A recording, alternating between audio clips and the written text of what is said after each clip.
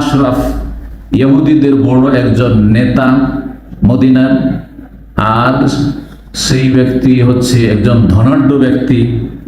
তার হত্যার ঘটনা, তাকে রাসূলুল্লাহ সাল্লাল্লাহু আলাইহি ওয়াসাল্লাম সাহাবায়ে কেরামগণ রাসূলুল্লাহ সাল্লাল্লাহু আলাইহি ওয়াসাল্লাম নির্দেশ ক্রমে তার কেল্লাতে গিয়ে, কেল্লা বুঝেন তো, দুর্গ, কেল্লা, লাল কেল্লা বলে না, কেল্লা থেকে দুর্গে গিয়ে হত্যা করেছিলেন। এই ব্যক্তি ছিল ইহুদির মধ্যে বড় একজন ধনী ব্যক্তি, এবং এই ব্যক্তি ছিল কবিও তার সাথে। কবিরা এমনি চরিত্রহীন হয়, ইল্লা মাশাআল্লাহ, বোঝা গেছে। অল্প কিছু কবি আছে যারা ইসলামের ইতিহাসে তারা কিছু ভালো, বাকি অধিকাংশ কবিরা কি হয়, অসৎ হয়। কোরআনে কারিমে তাদের আল্লাহ নিন্দা করেছে। যারা কবি, কাব্য রচনাকারী, তাদের অনুসারী হয় পথভ্রষ্ট খারাপ লোকেরা। তাদের পিছনে পিছনে ঘুরে কারা, যারা খারাপ লোক। কবিদের ভক্ত কারা হয়, খারাপ লোকেরা হয়, ভালো লোক হবে না। এই জন্য যারা এই যে সঙ্গীত, এই যে ইসলামী সঙ্গীতের নামে চলছে না, ইসলামী সঙ্গীত আর নাশিদ পড়া আজকাল যেটাকে বলছে, জাগরণী, এগুলোর পিছনে যারা ছুটে তারা দিন শিখতে পারে না। তাদেরকে কোরআনের তেলাওয়াত শুনতে ভালো লাগবে না, তাদেরকে কোরআন কারিমের তাফসীর শুনতে ভালো লাগবে না, তাদেরকে সিরাতুন নবী, নবীর জীবনী শুনতে ভালো লাগবে না। কারণ ওই যে মজার মজার সুর শুনে অভ্যাস হয়ে আছে। এই জন্য যারা সুরের ওয়াজ শুনে, ভারত, বাংলাদেশ, পাকিস্তানে তো আবার সুরের ওয়াজ চলে, আর বিশেষ করে বাঙালি জাতি তো বুঝতেই পারছে, টান দিয়ে যে ওয়াইজরা ওয়াজ করে আর টাকা পয়সা আপনাদের পকেট থেকে নিয়ে যায়। এই যে সুরের ওয়াজ যারা শোনায় অভ্যস্ত, তারা আমাদের আলোচনা শুনতে প্রথমখানে বড় কষ্ট লাগে, বুঝা গেছে না? আল্লাহ রাব্বুল আলামিন নিন্দা করেছেন কবিদের, কারণ অধিকাংশ কবিরা অসৎ, কবিদের অনুসারী ভক্তরা অসৎ, জিহাদ। আর কাব্যের পিছনে, শের শায়রির পিছনে ভালো মানুষরা কেউ ছুটে না, ভালো মানুষরা গঠনমূলক কাজ করে, গঠনমূলক আলোচনা শুনে। যাই হোক, এই ছিল একজন কবি এবং মুসলিমদের কট্টর শত্রু ছিল।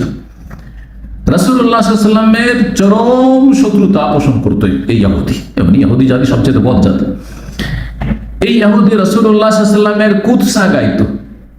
হাজু করা, আরবিতে যেটা বলা হয়, এটা কুৎসা গাওয়া, মানে খারাপ কথা, অকথ্য ভাষা বলা, আর তারপরে বানিয়ে বানিয়ে তিলকে তাল করে খারাপ কোন দিক তুলে ধরার চেষ্টা করা, এগুলো হচ্ছে কুৎসা গাওয়া। শুধু তাই নয়, নবী সাল্লাল্লাহু আলাইহি ওয়াসাল্লামের সুবহানাল্লাহ বিবিগণের, সহধর্মিণীগণের, উম্মাহাতুল মুমিনিনদের এবং সাহাবায়ে কেরামদের বিবিদের, মুহাজিরিন আনসারদের বিবিদের শারীরিক গঠন নিয়ে সে কাব্য রচনা করত, যেটাকে আরবিতে তাশবিহ বলা হয়। তাশবিহ হচ্ছে মহিলাদের অঙ্গ প্রত্যঙ্গ নিয়ে কাব্য রচনা করা। কত কষ্ট লাগে এতে। এমনি যদি আপনার বিরুদ্ধে কেউ বলে কথার দ্বারা, ওতে যত কষ্ট না লাগবে, যদি কাব্যিক ভাবে হয়, মানে কবিতার আকারে বলে, তাতে বেশি কষ্ট লাগবে। জানি না এটা পরীক্ষা করেছেন কিনা, কারণ আপনার বিরুদ্ধে না বললে তো অনুভূতি নেই, কিন্তু আমাদের বিরুদ্ধে যেহেতু অনেকেই বলে, তাই না? তো কেউ গাল দেয়, কেউ লিখে আমাদের বিরুদ্ধে, আর কেউ কবিতার আকারে ছন্দ ছন্দ করে আমাদের বিরুদ্ধে লিখে। যেটা ছন্দ ছন্দ থাকে সেটাতে বেশি আঘাত হয়, সেই ভাষাতে বেশি কিন্তু আঘাত হয়, এটা মনে রাখবেন। জি। আর তাও যদি আপনার পরিবারকে নিয়ে কুৎসা গায়, আপনাকে যদি কেউ গাল দেয় এত কষ্ট লাগবে না, কিন্তু আপনার স্ত্রীকে যদি গাল দেয়, আপনার স্ত্রীর যদি খারাপ দিক, কোনো দিক তুলে ধরে, খারাপ নেই, তারপরও এমন কিছু করছে, আপনার মা বোনের যদি বলে, কষ্ট লাগবে না? বেশি কষ্ট লাগবে। এই জন্য আপনাদেরকে বলি, যেসব বেদাতপন্থী পথভ্রষ্টরা, যতগুলি বেদাতপন্থী রয়েছে, আর যত শ্রেণীর বেদাতপন্থী রয়েছে, যত শ্রেণীর জঙ্গিরা রয়েছে এবং জঙ্গিদের সমর্থকরা রয়েছে, এরা যারা শত্রুতা করে আমার সাথে, আমাকে গাল দিলে আমি ধৈর্য ধরে নিই, সাধারণত বদদোয়া ওইভাবে দিই না। কিন্তু আমি দেখেছি কখনো কখনো আমার নজরে পড়েছে যে আমার মা বাবা তুলে গাল দিয়েছে, তখন কিন্তু আমি আর বরদাস্ত করিনি, বদদোয়া দিয়েছি, আলহামদুলিল্লাহ। জি, কথা বোঝা গেছে না? আমি নিজের মনের শান্তির সাথে বদদোয়া দিয়েছি, কথা বোঝা গেছে তো? আল্লাহ রাব্বুল আলামিন যেন এদেরকে হেদায়েত দান করেন, আর যদি হেদায়েত না হয় তো আল্লাহ তাদের উচিত শাস্তি যেন দেন দুনিয়া আখিরাতে। তো রাসূলুল্লাহ সাল্লাল্লাহু আলাইহি ওয়াসাল্লামের সাথে, সাহাবায়ে কেরামদের সাথে এই আচরণ করতো, এবং নবী সাল্লাল্লাহু আলাইহি ওয়াসাল্লামের বিবিগণ, তারপরে সাহাবিয়াদের সে কুৎসা গাইতো এবং শত্রুদের প্রশংসা করত। শত্রুদের, মক্কার কাফেরদের, কাফের নেতাদের প্রশংসা করত এবং তাদেরকে প্ররোচিত করত ইসলাম মুসলিমের বিরুদ্ধে, তাদেরকে প্ররোচিত করত। এই বদর যুদ্ধের পরে এই ইহুদি মক্কা সফরে যায়, উদ্দেশ্য শুধু মুসলিমদের বিরুদ্ধে মদিনায় যারা অবস্থান করছে রাসূলুল্লাহ সাল্লাল্লাহু আলাইহি ওয়াসাল্লাম এবং সাহাবা তাদের বিরুদ্ধে মক্কার নেতাদেরকে প্ররোচিত করা যে কি করছো তোমরা এখানে বসে বসে, কি করছো এখানে বসে বসে, প্রতিশোধ নিতে পারো না, বসে আছো কাপুরুষের মতো, আসো আমরা আছি তোমাদের সাথে। আচ্ছা, এইরকম কথা কেউ যদি বলে তাহলে কি হবে প্রতিক্রিয়ায়? আর বসে থাকতে পারে বাড়িতে, তাই না? বেরিয়ে পড়বে, তার সামনে বেড়ে যাবে। আর তাও যদি ঘরের লোক হয়, যাদের সাথে চুক্তি হয়, মদিনার লোক আমাদের সমর্থনে আছে, তার মানে তারা ভাববে যে তাহলে মুসলিমদের পায়ের তলায় মাটি নেই, তাই না? জি। এবং এই ক্ষেত্রে মক্কার কাফেরদের প্রশংসামূলক কিছু কবিতা রচনা করেছিল এবং তাদেরকে বলেছিল আনতুম আহাদা মিনহুম সাবিলা, আরে তোমরাই তো সঠিক পথের অনুসারী, তোমরাই সত্য ধর্মে রয়েছো, আর মুহাম্মদ তো বাতিল ধর্মে রয়েছে। এই কাইনুকার এই বংশ, তার আগের ঘটনা কিন্তু কাইনুকার বর্ণনা করলাম, তাদের কি দশা করা হয়েছিল? তাদেরকে মক্কা থেকে তাড়িয়ে দেওয়া হয়েছিল। এই ইহুদি নেতা কাব বিন আশরাফ কিন্তু এটা দেখেছে না, দেখেনি? এখান থেকে শিক্ষা নেওয়া উচিত। জ্ঞানী ওই ব্যক্তি, আরবিতে একটা প্রবাদ আছে, আল আকিলু মান ওয়াইজা বিগাইরিহি, জ্ঞানী ব্যক্তি অন্যকে দেখে শিখে নেয়, নিজের তিক্ত অভিজ্ঞতা প্রয়োজন নেই। জ্ঞানী ব্যক্তি কি করে? অন্যকে দেখে শিখে নেয়। ব্যাস। চোরকে ধরেছে আর মানুষে মারছে, ওকে দেখলে যার মধ্যে একটু মন মানসিকতা চুরি করার আছে আগে থেকে, বাবারে আমি জীবন আর চুরি করবো না, বুঝছে জ্ঞানী, বুঝা গেছে না? যখন দেখছেন যে অবৈধ লোক সৌদি আরবে আছে আর খুব ধরপাকড় চলছে, আমি ধরা খাইনি, আপনি অবৈধ, কিন্তু আমি ধরা খাইনি আর অন্যদেরকে ধরছে আর বড় লাঞ্ছিত হইতে হচ্ছে, আর শহর জেলে কতদিন যে থাকতে হয় এদেরকে, আর তারপরে কি অবস্থায় যে থাকছে, আর তারপরে দেশে পাঠানো হচ্ছে এদেরকে, বড়ই কষ্ট, আর অপমান। এই অপমান আমি হতে চাই না। জ্ঞানী আপনি যে না ভাই, আগে আমি আমার অবস্থা ভালো করিনি, তাই না? অথবা আমি কোন রকম পাসটা নিয়ে কি করি, এটা কি বলে, কি পাস বলে, আউট পাস না, আউট পাস নিয়ে আমি চলে যাই, সসম্মানে চলে যাই। আল্লাহ আকিলু মান ওয়াইজা বিগাইরি। কিন্তু এই ব্যক্তি ধনাঢ্য, তার অহংকার তাকে অন্ধ বানিয়ে দিয়েছিল, পয়সার অহংকার।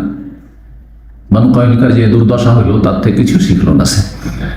রাসূলুল্লাহ সাল্লাল্লাহু আলাইহি ওয়াসাল্লাম যখন দেখলেন যে এ তো সীমা লঙ্ঘন করেছে একবারে, আমাদের নারীদের কেউ ছাড়েনি, এরাও রেহাই পেল না, আমাদের পরিবার এবং পরিবারের যারা সদস্য তারাও রেহাই পেল না, মুমিনাত যারা সতীসাধ্বী তারাও এর অনিষ্ট থেকে রক্ষা পেল না। রাসূলুল্লাহ সাল্লাল্লাহু আলাইহি ওয়াসাল্লাম একবার ঘোষণা করলেন, রাসূলুল্লাহ সাল্লাল্লাহু আলাইহি ওয়াসাল্লাম হচ্ছেন শাসক, তাই না?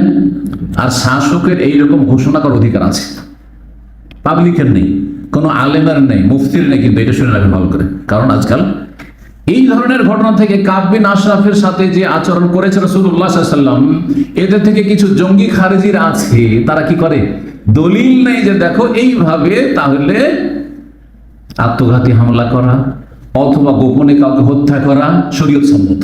আরে আপনার জন্য না, এটা শাসকের জন্য। শাসক যদি মনে করে যে সরাসরি একে শুট না করে বা ধরে নিয়ে এসে ফাঁসিতে না চড়িয়ে বা একে মৃত্যুদণ্ড না দিয়ে তাকে কাউকে মারিয়ে দেবো, তো শাসকের অধিকার আছে। যদি তার অনিষ্ট জালেম যেন না হয় শাসক, সে সত্যি আসলে মৃত্যুদণ্ডের হকদার, এত বড় অপরাধী, তখন শাসকের এই অধিকার আছে। কিন্তু আপনার আমার এই অধিকার নেই যে আমি ফতোয়া দেবো পারলেও মেরে দিলাম, এটা জায়েজ নাই। বুঝতে পারছেন না? এই ঘটনাগুলি থেকে পথভ্রষ্ট হয়েছে খারিজি জঙ্গি চরমপন্থীরা। রাসূলুল্লাহ সাল্লাল্লাহু আলাইহি ওয়াসাল্লাম বললেন, যখন এই সীমা লঙ্ঘন করলো ইহুদি নেতা, মানলে কাব বিন আশরাফ, এমন কে আছে যে কাব বিন আশরাফকে খুন করতে পারবে? কে আছে পারবে তোমাদের পথে? মুহাম্মদ বিন মাসলামা রাদিয়াল্লাহু তাআলা আনহু, প্রখ্যাত সাহাবী, তিনি বলেন ইয়া রাসূল, আমি দেখে নেব। বলেন, শুধু অনুমতি দেন। তার সাথে আরো 4 জন, টোটাল 5 জন সাহাবী, আব্বাদ ইবনে বিশর দ্বিতীয় জন, তৃতীয় আবু নাইলা, চতুর্থ হারিস বিন আউস, পঞ্চম হচ্ছেন আবু আবাস ইবনে জাবর। এই 5 জন সাহাবী বলেন আমরা আছি, আপনি শুধু বলেন যে কি করতে হবে। রাসূলুল্লাহ সাল্লাল্লাহু আলাইহি ওয়াসাল্লাম নেতৃত্ব ন্যস্ত করলেন মুহাম্মদ বিন মাসলামার উপর, তিনি আমির হলেন এবং এই গুরু দায়িত্ব পালনে তারা প্রস্তুত হলেন। নবী সাল্লাল্লাহু আলাইহি ওয়াসাল্লামের কাছে তারা অনুমতি চাই, ইয়া রাসূলুল্লাহ ঠিক আছে তাকে হত্যা করব, কিন্তু আমরা কিছু এমন কথা বলবো যে সেটা বাহ্যিক যেন মিথ্যা, এইরকম আশ্রয় নিতে পারবো, যেটাকে বলা হয় তৌরিয়া। আরবি ভাষায় কি বলা হয়? তৌরিয়া। মানে এমন করে বলবো, বাঁকা করে, যে ও ভাববে অন্য অর্থ, কিন্তু আমরা উদ্দেশ্য আর কিছু করব, অথবা আমরা এমন কিছু মিথ্যা কথা বলবো, তার বাহ্যিক মিথ্যা কথা বলা, বলতে পারবো। যেমন আপনার বিপরীত কিছু কথাবার্তা হয়ে গেল, যে আমরা মানে বিরক্তিকর পরিস্থিতিতে আছি, আমাদেরকে ফাঁসিয়ে দিয়েছে, আমরা এক ঝামেলায় পড়ে গেছি, মোহাম্মদ সাল্লাল্লাহু আলাইহি ওয়াসাল্লামকে আশ্রয় দিই, এই ধরনের কথাবার্তা ধরে তারা বলেছিল। কিন্তু এই ধরনের কথাগুলো বিস্তারিত আলোচনা যেখানে আছে, তো অনুমতি চাই ইয়া রাসূলুল্লাহ এমন কিছু, তারপরে তার প্রশংসা করতে গিয়ে কিছু মিথ্যার আশ্রয় নেওয়া, সে যতটা তার চেয়ে বেশি তার প্রশংসা করা বা তার সাথে একটু হিল্লা করা, এরকম কিছু করতে পারবো কিনা? বলছে হ্যাঁ পারো, তোমাদেরকে অনুমতি দিলাম, তোমরা এই ধরনের কথা বলতে পারবে। আসলেন মোহাম্মদ বিন মাসলামা এই কাব বিন কি বলছে, কাব বিন আশরাফ, কাব বিন আশরাফের কাছে এসে বললেন যে ইন্না হাদার রাজুল, এই যে লোকটি এসছে মক্কা থেকে, উদ্দেশ্য কাকে? নবী করিম সাল্লাল্লাহু আলাইহি ওয়াসাল্লামকে, যে এই যে মুহাম্মদ সাল্লাল্লাহু আলাইহি ওয়াসাল্লাম আমাদের কাছে এসেছেন, কাদ সাআলানা সাদাকা, আমাদের কাছে মাঝে মাঝে দান সাদাকা চান, টাকা পয়সা চান। ওয়াইন্নাহু কাদ আনানা, এই আমাদের এই দান করতে করতে আমরা মুশকিলে পড়ে গেছি, দান করতে গিয়ে আমরা কত দান করবো, মুশকিলে পড়ে গেছি। যেমন একটি বিরক্তি ভাব প্রকাশ করা, আমরা কষ্টে পড়ে গেছি, পেরেশানিতে পড়ে গেছি। কাব বিন আশরাফ এই ধরনের কথা শুনে আনন্দিত, কাজ হয়ে গেছে, এরা আমার ফেভারের লোক, এরা আমার, জানছে যে এরা মুসলিম, কিন্তু যেহেতু মুসলিম একটু বিরক্তি প্রকাশ করেছে রাসূলুল্লাহ সাল্লাল্লাহু আলাইহি ওয়াসাল্লাম আর মুহাজিরিন, এরা আমাদের জন্য কাঁধের বোঝা। যেমন কেউ যদি বলে যে আরে এই যে এই বার্মার যে মুসলিমরা রোহিঙ্গারা এসেছে বাংলাদেশে, আর বাংলাদেশের জন্য বোঝা হয়ে গেছে, যেন বিরক্তি প্রকাশ করছে, তাই না? তো এই ধরনের কিছু কথা মুহাজিরিনদের সম্পর্কে, রাসূলুল্লাহ সম্পর্কে মুহাম্মদ বিন মাসলামা অনুমতি নিয়ে এসেছে যে বলতে পারি এই ধরনের কথাবার্তা, তাকে খুশি করার জন্য, যাতে করে তার আমাদের উপর কি হয়, বিশ্বাস হয় যে আমরা তার সাথে আছি, তার কাছ থেকে কিছু সহযোগিতা চাইছি, পরামর্শ চাইছি।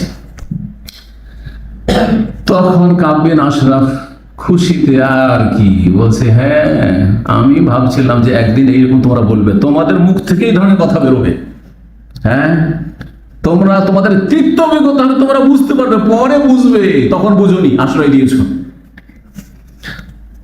মুহাম্মদ বিন মাসলামা তখন বলছেন, এটা হচ্ছে দ্বিতীয় পদক্ষেপ, যে আমরা তো অভাবী হয়ে গেছি, একে দান করে করে টাকা পয়সার অভাব হয়ে গেছে, তো আপনার কাছে আমরা এখন খাবার দাবার, ছেলেমেয়েদের খাবার দাবার লাগবে আমাদের, তো কিছু খাবার আমাদেরকে আপনি কর্জা দেন, ধারে দেন, টাকা পয়সা নেই যে আপনাকে নগদ ক্যাশ দিয়ে কিনবো, তো কিছু খাবার দাবার দেন, অথবা খেজুর বলেছেন, বা আর কিছু জবই হতে পারে বা গম হতে পারে, কিছু চেয়েছেন। কিন্তু ধার দেওয়ার তরিকা ছিল যে ধার দিলে নিশ্চয়তা কি যে ফিরিয়ে দিবে, সেই জন্য বন্ধক রাখা সিস্টেম আরবদের মধ্যে চলে আসছিল। সাধারণত কারো কাছে কোনো কিছু ধার নিলে কি করতো, বন্ধক, 100 রিয়াল ধার নিলে কারো কাছে, এখন ফিরিয়ে দিবে কি দিবে না, তো দেখছেন তার ঘড়িটা আছে 200 রিয়ালের, হ্যাঁ তো চলো ঠিক আছে তোমার ঘড়িটা, বা ও নিজেই অফার করলো যে অসুবিধা নেই, যে ঘড়ি তো দেখছেন এটা দাম 300 রিয়াল, তো আপনার কাছে 100-150 রিয়াল আমি ধার নিয়েছি, অসুবিধা নেই, হ্যাঁ আপনার তো লস নেই, আমি যদি নাও দিই এরকম ভয় হয় আপনার, তো কোনো ভয় নেই, বিক্রি করে টাকা উঠিয়ে নিতে পারবেন। বন্ধক, কিন্তু বন্ধকের বস্তু থেকে লাভবান হওয়া বা সেটা নিজের কাজে ব্যবহার করা হারাম, এটা মাসলা জেনে না ভালো। বন্ধক রাখা শরীয়তে জায়েজ, কিন্তু বন্ধক থেকে লাভবান হওয়া শরীয়তে জায়েজ নয়। অর্থাৎ এই ঘড়িটা কেউ ধরেন আমার কাছ থেকে, আল্লাহ না করে কাউকে বন্ধক দিতে হয় আর ধার নিতে হয়, সোজা কথা। তো বন্ধক রাখলাম, আচ্ছা ও যদি এই ঘড়িটা পরে ঘুরে বেড়ায়, জায়েজ না, শরীয়তের মাসলা ভালো করে শিখে নিতে হবে, বোঝা গেছে? আচ্ছা যদি কার একটা গাভী গরু দুধ দিচ্ছে, বন্ধক রাখে আপনার কাছে, তাহলে সেই গাভী গরুর যে ডেইলি 5 লিটার করে ধরেন দুধ হচ্ছে, সেটা খাওয়া জায়েজ কিনা? কেন জায়েজ? ওই যে চারা পানি দিচ্ছেন, খরচ আছে তো, চারা পানি দেওয়া তো আপনার দায়িত্ব, সেই জন্য। কিন্তু সেই ক্ষেত্রে যদি মনে করেন যে না, এই তো দুধ অনেক বেশি হচ্ছে, তো সুতরাং আমি তাকেও কিছু দিই, ভালো কথা।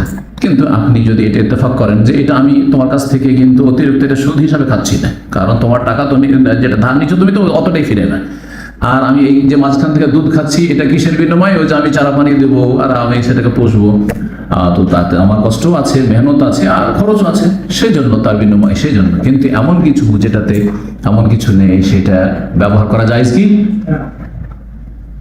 আমাদের দেশের লোকেরা কিন্তু অনেকে, গরিবরা স্বর্ণ গয়না অলংকার কি রাখে, বন্ধক রাখে, ব্যাংকে অনেকে রাখে, অনেকে কারো কাছে রাখে। আর তারপরে বন্ধক রেখেছে, আর রাখার পরে যেই লোক বন্ধক রেখেছে তার মেয়ে বিবাহ বাড়িতে সুন্দর মালা পরে চলে এসছে। কার মালা? বলছে আমাদের বাড়িতে বন্ধক রেখে গেছে। জায়েজ না জায়েজ? তো এটা যদি না জায়েজ হয়, তাহলে জমি বন্ধক রেখে সেখান থেকে ফসল খাওয়া কি করে জায়েজ? এটা আছে না নেই? বাংলাদেশে ব্যাপক আকারে এটা মানে চলছে, হারাম এই রুজি। জমি বন্ধক রেখে, প্রথম কথা, বন্ধক এমন জিনিস রাখতে হবে যেটার ওপর আপনার মালিকানা পুরো চলতে পারে, আপনি ওইটা বিক্রি করে আপনার পয়সাটা উঠিয়ে নিতে পারেন। কিন্তু এই যে জমি বন্ধক রাখছেন সেটা তো আপনি বিক্রি করতে পারবেন না, কারণ তো রেজিস্ট্রি তো ওর নামে আছে, পারবেন? তাহলে এইটা আসলে বন্ধক রাখাই যুক্তিসঙ্গত না, অযৌক্তি। কি বলছেন? বুঝছেন না? মাসলা ভালো করে বুঝতে হবে। এই জন্য বন্ধকের বিধান অনেক আগে আমি আলোচনা করেছিলাম। তো এই বন্ধক রাখার পরে হারাম খাচ্ছে কি? সুদ। 5 বছর 7 বছর টাকা দিতে পারছেন না, অথবা ও দিচ্ছেন না, আর এইদিকে 5 বছর 7 বছর ফসল যা হচ্ছে সব খেয়ে যাচ্ছে, আর তারপর শেষখানে পুরো টাকা নিয়ে নিল। আবার কিছু এদের মধ্যে মনে করে যে আমরা খুব ভালো মানুষ, আমরা হারাম খাই না, সেজন্য বলছে যে আমি যে খাজনা দিচ্ছি, খাজনা দিয়ে ও বছরে 10 মণ 20 মণ ফসল খাবে। বোঝা গেছে? 100-200 টাকা খাজনা দিয়ে 10,000 20,000 টাকার সে ফসল খাবে। জায়েজ? সুদ নয়, সুদ, নিঃসন্দেহে সুদ। ভালো করে শুনে রাখেন, যদি কারো এইরকম থাকে তওবা করেন এবং ফিরিয়ে দিয়ে আসেন। জায়েজ নয়, জায়েজ নয় এটা। তো বন্ধক থেকে উপকৃত হওয়া যাবে না। গাড়ি বন্ধক, আজকাল গাড়ির যুগ। কেউ ধার নিয়েছেন আর গাড়িটা বন্ধক রেখে দিয়েছেন, ভাই গাড়িটা আপনি রাখেন আর জামানত হিসাব, আর সেই গাড়ি নিয়ে আমি চালিয়ে বেড়াচ্ছি। জায়েজ? হ্যাঁ, জায়েজ নয়, সুদ এটা। ফিকার একটি কায়দা, যে কোনো ঋণ থেকে যদি আপনি উপকৃত হন সেটা সুদ। যে কোনো ঋণ থেকে যদি আপনি উপকৃত হন তাহলে সেটা সুদ।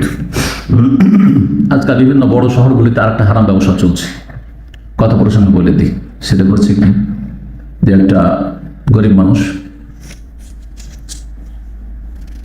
তৈরি করতে পারবে না, বিল্ডিং বা রুম তৈরি করতে পারছে না, তখন রুম তৈরি করে দিচ্ছে। কোন একটা পয়সা লোক কি করছে, রুম বিল্ডিং তৈরি করে দিচ্ছে বা রুম তৈরি করে দিচ্ছে। তারপরে কি করছে? হ্যাঁ না, সেখানে বলছে যে এতে ওই নিজেই বসবাস করছে। ওই যে ধার তৈরি করে দিচ্ছে, কিরকম মানে ধার দিচ্ছে ওকে, যে আমি এত টাকা ধার দিলাম, তুমি তৈরি করো, কিন্তু এই বিল্ডিং এ যতদিন তুমি টাকা না দিতে পারবে, তোমাকে 5 লাখ টাকা ধার দিলাম এই বিল্ডিংটা বা এই ঘরটা তৈরি করার জন্য বা দোকানটা তৈরি করার জন্য, যতদিন তুমি টাকা না পেমেন্ট না করবে ততদিন এই দোকানের ভাড়াটা আমি খাবো, বা এই যে ফ্ল্যাটটা আছে ফ্ল্যাটের ভাড়া আমি খাবো, অথবা এই ফ্ল্যাটে আমি বসবাস করবো। আর তারপরে 5 লাখ টাকা ধার, 5 লাখ টাকা যখন ফিরিয়ে নিল, তখন এই ফ্ল্যাটটা তাকে বা দোকানটা ফিরিয়ে দিল। জায়েজ? কুল্লু কারজিন জাররা মানফান ফাহরিবা, ঋণ দিয়েছিল তাকে, আর তারপরে তাতে থেকে 5 বছর ফিরি এই দোকানের ভাড়া খেলো, অথবা একটা বাসাতে বাস করলো, অথবা তার ভাড়া খেলো, এটা সুদ। এটা হচ্ছে সুদ। ভালো করে রাখে। যাই হোক, তো মোহাম্মদ মাসলামা তার কাছে কিছু খাদ্যদ্রব্য চাইলেন এবং বললেন যে আপনাকে কিছু বন্ধক রাখবো, যাতে আপনি আশ্বস্ত হন যে না, আপনার টাকা মরবে না। আমি সেই বন্ধকৃত যে সামান সেটা নিয়ে যাব, আর আপনার টাকা আপনাকে দিয়ে যাব, বা আপনার খাদ্যদ্রব্যের দাম দিয়ে যাব। কিন্তু এই কাব বিন আশরাফ বলছে যে এক কাজ করো, তাহলে তোমার যে পরিবার আছে, তোমার স্ত্রীকে আমার কাছে বন্ধক রেখে দাও। কত বদমাইশের বদমাইশ! তোমার স্ত্রীকে আমার কাছে কি করো, বন্ধক রেখে দাও, তোমার স্ত্রী ছেলে মেয়ে এদেরকে বন্ধক রেখে দাও। বলছে না, এটা যদি করি তো এটা তো বড় আইবের বিষয়, লোকেরা কি বলবে, মান সম্মান যাবে। হ্যাঁ, আপনার জন্য এটা উচিত, আর আপনার প্রয়োজনটা কেন এই কাজ করবেন? আপনি এটা কাজ করেন, আমার কাছে আছে, অস্ত্র আছে, কিছু অস্ত্র আছে, এই অস্ত্রটা আপনি রাখেন। এটা রাখেন না, যখন টাকাটা দিয়ে দিতে পারবো তখন অস্ত্রটা আমাকে ফিরিয়ে দিয়েন। এই যে এখন রাস্তা খুঁজছেন কিভাবে একে হত্যা করা যায়। তারপরে বলছে, যখন ও বলছে ঠিক আছে তাহলে ওকে, অসুবিধা নেই, তোমাকে ধার দিলাম, তুমি খাবার নিয়ে যাও, তো খাও দাও।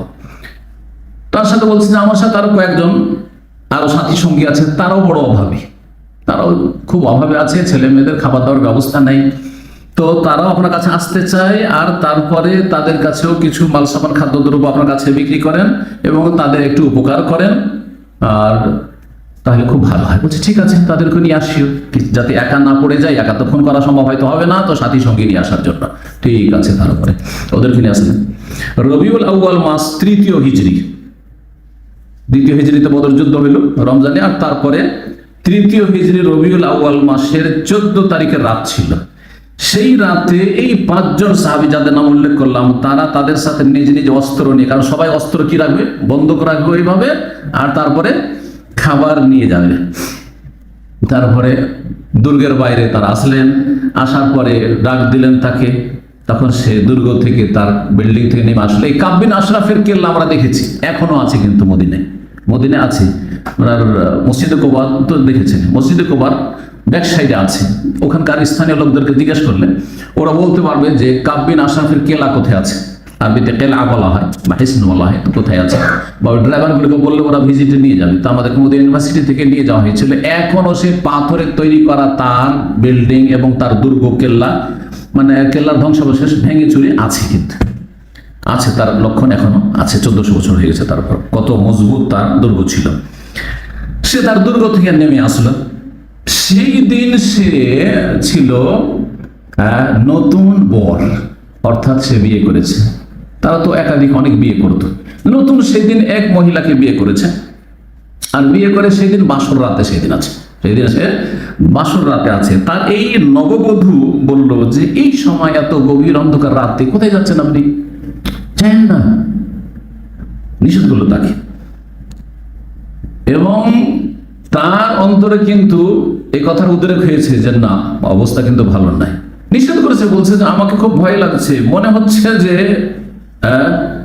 আমি রক্তের ফোঁটা পড়ছে, মানে আপনাকে খুন করা হবে, ভয় লাগছে আমাকে, তো আমি খুব ভয় পাচ্ছি, এই আওয়াজ থেকে যে আপনাকে ডাক দিয়েছে। কিন্তু ওই মহিলা নববধূর কথা তাতে কর্ণপাত না করে, না না না, এরা আমার সব পরিচিত, এরা সব খাতিরের লোক, আর এরা এর আগে দেখা করে গেছে আমার সাথে, খুব ভালো মানুষ এরা, আর এরা এই মোহাম্মদের ওপর অসন্তুষ্ট হয়ে আমার কাছে এসেছে, এদেরকে আরো একটু কাছে নেওয়ার প্রয়োজন আছে। জি হ্যাঁ। যখন সে নেমে এসেছে আর অস্ত্র হাতে দেখছে, তো এটা সেটাকে স্বাভাবিক মনে করেছে, কারণ অস্ত্র কোনো খারাপ উদ্দেশ্যে নিয়ে আসে, কি জন্য নিয়ে এসছে, বন্ধ রাখার জন্য, জমা রাখার জন্য নিয়ে এসছে, এর আগে থেকে চুক্তি হয়ে আছে। তারপরে বললো যে চলে একটু হাঁটাহাঁটি করে একটু সামনে যাই, বিল্ডিং থেকে বের করে, দুর্গ থেকে বের করে একটু দূরে নিয়ে যাওয়ার জন্য একটু গল্প করি। তারপরে তার প্রশংসা করা, আবু নাইলা যে 5 জনের মধ্যে একজন ছিলেন, তিনি খুব প্রশংসা করতে লাগলেন এই কাব বিন আশরাফের। আর সেই দিন তো আসলে সে বাসর রাতে ছিল, আর ধনাঢ্য ব্যক্তিদের যে ভোগবিলাসী জীবন তো বুঝতেই পারছেন, একেবারে দামি দামি আতর ব্যবহার করেছে, আর গোটা মাথাতে আতরের সুগন্ধি তার। আবু নাইলা বলছেন যে এত সুন্দর আতর কোথায় পেয়েছেন আপনি, তো অনেক সুন্দর আতর, কি চমৎকার এর ঘ্রাণ। তারপরে বলছে যে একটু আমি শুনে দেখতে পারি, একটু আমি আপনার আর একটু শুনে দেখতে পারি। হ্যাঁ, অসুবিধা নেই, ওকে আরো মজা লাগছে, ভোগবিলাসী লোক, কে ওদের জিহুজিরি করে তো কত মজা লাগে, বলছে অসুবিধা নেই, তুই শুনে দেখো, অসুবিধা কি, সব। তো একটু করে ওর এখানে হাত দিছে, চুলে, বড় বড় চুল রাখতো তোরা, চুলের ভিতরে হাত দিচ্ছে একটু, ও কত সুন্দর ঘ্রাণ, একবার কি দিচ্ছে, একবার দিল, 2বার দিল, কয়েকবার করে। আর তারপরে ওই যে আরো যে 4-5 জন, টোটাল 5 জন আছে, আরে দেখো দেখো দেখো কি সুন্দর ঘ্রাণ, দেখো, এই সবকে শোনাচ্ছে। দ্বিতীয়বার অনুমতি চাইলো, তৃতীয়বার অনুমতি চাইলো, 3বার করে শোনা হয়ে গেছে। বলছে হ্যাঁ, এখন ওর আস্থা আমাদের উপর হয়ে গেছে যে আমরা আসলে আতরই শুনছি, কিন্তু উদ্দেশ্য কিন্তু আতর শোনা নয়। হ্যাঁ, 4র্থবারে যখন হাত দিয়েছে, অথবা 3য়বার যখন হাত দিয়েছে, হাত দেওয়ার পরে বড় বড় চুল ছিল, একবার ধরে নিয়েছে চুল একজন, আবু নাইলা। তারপরে সাথে সাথে বলছে দুনাকুম আদু আল্লাহ, এই আল্লাহর দুশমনকে ধরো, তোমরা মারো। মাথার চুল ধরে নিয়েছে মজবুত করে, আর তারপরে সাথী সঙ্গীদের বলছে মারো এই আল্লাহর দুশমনকে। সাথে সাথে তার উপর তরবারি পড়া শুরু হইল, কিন্তু সেই তরবারের আঘাতেও সে মরছে না। মুহাম্মদের মাসলামা দেখলো যে তো মরছে না, তখন তার কাছে তার তরবারির সাথেই বা তরবারির খাপে একটা তরবারির সাথে তাদের ছোরা থাকতো একটা করে, সেই ছোরা ছিল, সেই ছোরাটা তিনি ঢুকিয়ে দিলেন নাভি এবং নাভির নিচে যে পশম রয়েছে তার মাঝখানে, এই নরম জায়গাটিতে ছোরা ঢুকিয়ে দিলেন। আর দেওয়ার পরে ফেলে দিয়ে তারপরে চড়ে বসলেন, পুরোটা ঢুকিয়ে দিয়ে। তখন চিৎকার করে উঠেছে। এই কাব বিন আশরাফ বড় শক্তিশালী মানুষ ছিল, চিৎকার করে উঠেছে। এই তার চিৎকারে তার কেল্লায় যত সব পাহারাদাররা ছিল আর যত তার পরিবারের সদস্য ছিল তারা ঘাবড়িয়ে উঠেছে। জি হ্যাঁ, আর সাথে সাথে তারা আগুন জ্বালিয়ে দিচ্ছে। আর ওরা করতে এখনকার মতো তারা বিদ্যুতের এই যে সাথে সাথে সুইচ টিপে দিয়ে আলোকিত করে দিয়ে যে কোথায় কে দুশ্মন পালাচ্ছে, কোন দিক থেকে কি হচ্ছে না হচ্ছে, সাথে সাথে আগুন জ্বালিয়ে দিয়েছে যাতে দেখা যায় দুশ্মনদেরকে। আপনারা জানেন কিনা, এক সময় চুরি ডাকাতি হতো আমাদের গ্রামে গঞ্জে, তখন কি করতো জানেন? কারণ চোর কোন দিকে পালাচ্ছে বা ডাকাত কোন দিকে ডাকাতি করে পালাচ্ছে জানার জন্য কি করতো? আগুন ধরিয়ে দিত। গ্রামের বিভিন্ন সাইডে কি করতো? আগুন ধরিয়ে দিত, যাতে করে দেখা যায় যে কোন দিকে পালাচ্ছে চোর ডাকাত গুলো, ধরার জন্য এরকম করতো। তো আগুন জ্বালিয়ে দেওয়া হয়েছে সেই কেল্লাতে এবং কেল্লার আশেপাশে, কিন্তু মুসলিমরা তাকে হত্যা করে সাথে সাথে সেখান থেকে উধাও, আর পৌঁছে গেলেন এসে রাসূলুল্লাহ সাল্লাল্লাহু আলাইহি ওয়াসাল্লামের কাছে। মদিনায় যে বড় এক ফিতনা ছিল ইহুদি, আর সে যে চরম অপরাধ করতে সে অবলম্বন করতো, ঠান্ডা হয়ে গেল। মদিনার যে এই বিষাক্ত সাপ ছিল, বিষাক্ত সাপ একদম নিস্তব্ধ হয়ে গেল। তার ধ্বংস হওয়াতে ভীতি ছড়িয়ে পড়লো, ভীত সন্ত্রস্ত হয়ে গেল বাকি অন্যান্য যারা ইহুদি আর বদমাশ লোকেরা ছিল তারা। এই ছিল কাব বিন আশরাফের হত্যার ঘটনা। আবার বলছি, এই কাব বিন আশরাফের এই হত্যার ঘটনা থেকে অ্যাক্সিস জঙ্গিরা কি করে? হ্যাঁ, গোপনে হত্যা করা, গোপনে নেতাদেরকে হত্যা করা, অথবা যারা ধরেন ইসলামের বিরুদ্ধে মাঝে মধ্যে এরকম কোনো কথা বলে না, আছে না কিছু মুনাফিক টাইপের লোক আছেও, তাদেরকে হত্যা করাকে, তাদের রক্তকে হালাল করে না এবং তারা তাদেরকে হত্যা করে থাকে না, এটা হারাম, এটা জায়েজ নয়। এটা যদি করে কে করবে? সরকার করবে, সরকারের অধিকার। কারণ রাসূলুল্লাহ বিনা হুকুমে সাহাবীরা করেননি। হ্যাঁ, যদি রাসূলুল্লাহ সাল্লাল্লাহু আলাইহি ওয়াসাল্লামের বিনা পরামর্শে, বিনা হুকুমে যদি তারা করতেন, তাহলে বলতে পারতেন যে আমরা সাহাবীরা করেছেন আমরা করলাম, তাই না? না, আপনাকে যদি সরকার নিযুক্ত করে এই কাজে, তাহলে সেটা আপনি করবেন। আপনি তাছাড়া হারাম, এটা জঙ্গিদের কাজ।